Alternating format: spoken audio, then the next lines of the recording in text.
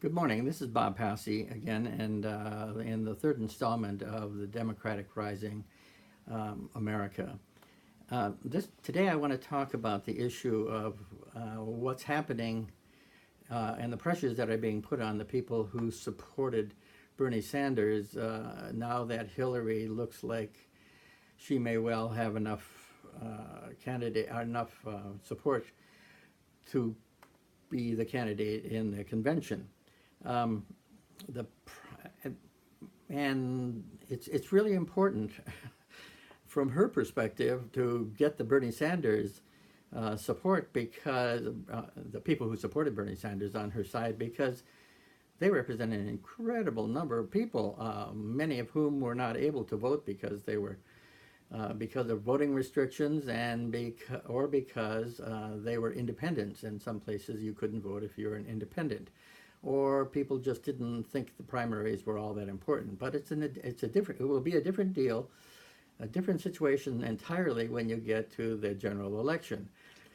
So it's important to her to have the support of the Bernie Sanders faction. Now, it's important to remember that the Bernie Sanders faction wasn't really about Bernie Sanders exactly. I mean, he's a wonderful person, and he was a wonderful spokesman, only one in recent memory who has had the courage to speak truth to power and to talk about the issues that everybody has been concerned about, but nobody quite deals with. The biggest issue being that we have to break the hold of big money. And basically, the structure of the government right now, big money is in control of things, and so if you try to work from within the system, you are not going to do much, because they won't let you accomplish anything.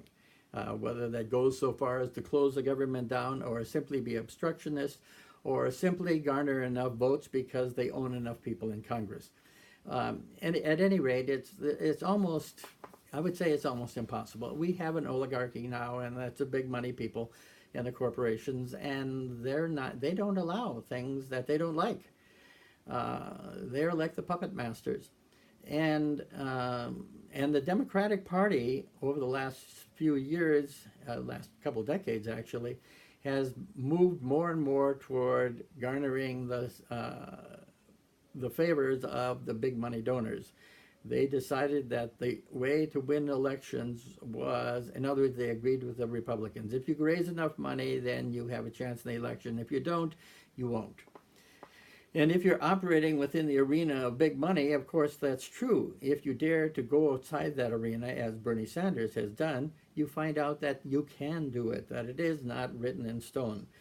The problem, just as an aside, the problem has been that the big money took all the media attention and put it on Donald Trump so that they didn't have to talk about issues.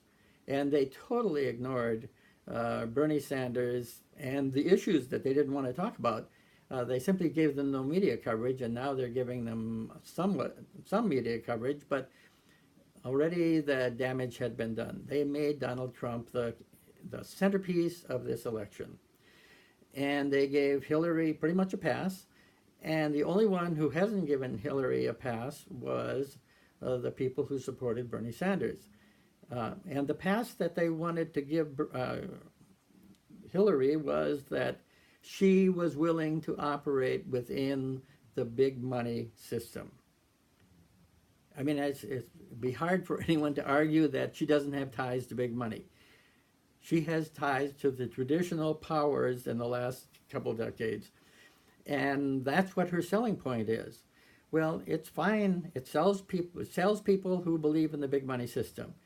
For the people who don't believe in the big money system, who were the ones who were supporting Bernie Sanders, it doesn't work.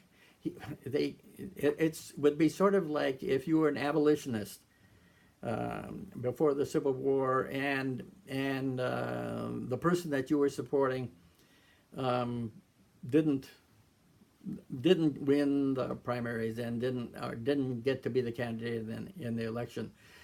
So you had a choice between a harsh harsh segregationist or a moderate segregationist.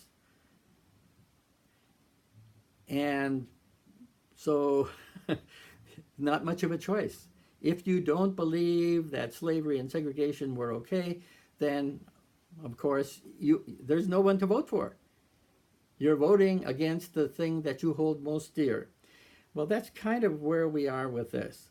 The people who really believe that the only way out of the big money system is to confront it with a sort of mass movement. Well, Hillary does not want a mass movement that is going to confront big money. If you ask her that, she would, I think, tell you, no, no, no, no. We have to do it in an incremental way. Let me work on this, much like Obama. And you saw the results. I mean, you saw the results with Obama. You saw all of the economic figures, except for the rich, going down. We got income inequality, jobs, public education. You saw democracy being lost in Wisconsin and Ohio, and certainly in Michigan, where they basically took over certain cities and threw out the Democratic elected officials. And you saw the result of that with water in Flint. Basically, everything is moving toward being privatized and turning into sort of profit streams, our tax money ending up being profit streams for corporations and big money. So when Hillary says, well, no, you have to come and support me, it's like, well, Hillary, you need to convince me why I should support you. It doesn't look to me like you are doing the primary thing that we need you to do, and that is to disavow big money and to pledge to fight against its control.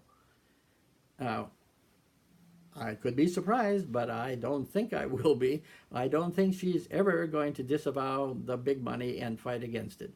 She might say some words, but you need to hear what her plan is. One of the things that's happened is the only plans I've heard during this entire process are Bernie Sanders' plans. And then everybody told him, oh, they were impractical and impossible. I'm sure Gandhi was told that in India, and I'm sure that that in South Africa that was true. I mean, all those things that could never happen happened because people believed in them.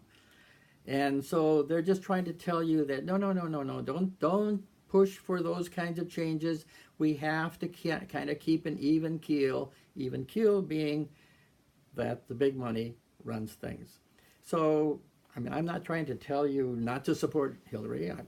It's totally up to you. But I think Bernie Sanders said in one of the pieces that I saw that he's not going to tell his people to support or not to support Hillary. She needs to convince them that they should support her. Well, we'll see how that convincing goes. And whether that convincing is just saying the words or whether she has, what is her plan to confront big money? If she's not going to confront big money, we're just voting then to continue the system that we have now. And as I said before, I'm afraid by the time we get through the next 4 years, voting restrictions will be locked down, and the only way that we have to make a bloodless change in this society that's left anymore is the vote. And Bernie Sanders will not be there again. Who are we going to get to run? And what is going to happen to democracy? Anyway, we'll leave it at that. We'll be talking to you again later. Again, this is Bob Passy for Democracy Rising in America. Bye now.